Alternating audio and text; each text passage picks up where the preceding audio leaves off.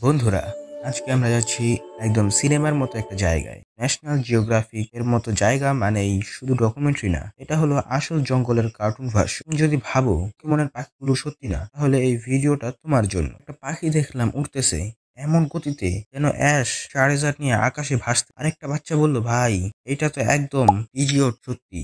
এইসব পাখি এক বছরে হাজার হাজার কিলোমিটার উড়ে যায়। কল্পনা করো, স্কুলের এত লম্বা রাস্তা কেউ পায়ে হেঁটে যায় না, আর এরা উড়ে উড়ে ঘুরে আসে পৃথিবীর এক মাথা থেকে আরেক মাথা। পানির নিচে দেখি কিছু মাছ যারা নিজেরাই বদলায়, একবার ছেলে আরেকবার মেয়ে, একদম ব্যান্টেন স্টাইলে। অমনিটিক্স না থাকলেও ওরা এক ক্লিকে চেঞ্জ করে। আমি ভাবলাম এই মাছগুলো তো ব্যানের বাপ।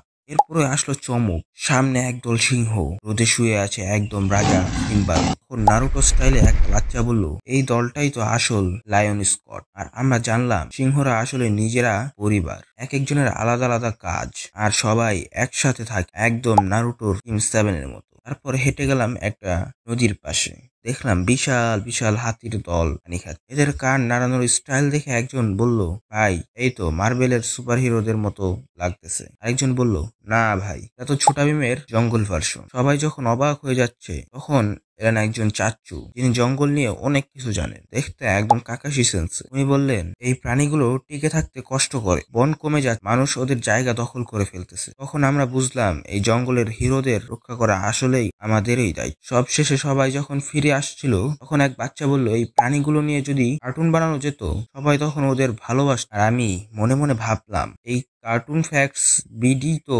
সেই মিশন শুরু করেছে। তো বলো, তোমার প্রিয় প্রাণী কোনটা? নিচে কমেন্টে জানাও। আর যদি পোকেমন, নারুটো, ব্যান্টেনের মতো শৈশব মেমোরি আর সত্যিকারের পৃথিবীর বিস্ময় একসাথে দেখতে চাও, তাহলে সাবস্ক্রাইব করতে ভুলো না, কারণ এইটা তো মাত্র শুরু, সামনে আরো বাকি আছে অনেক কিছু।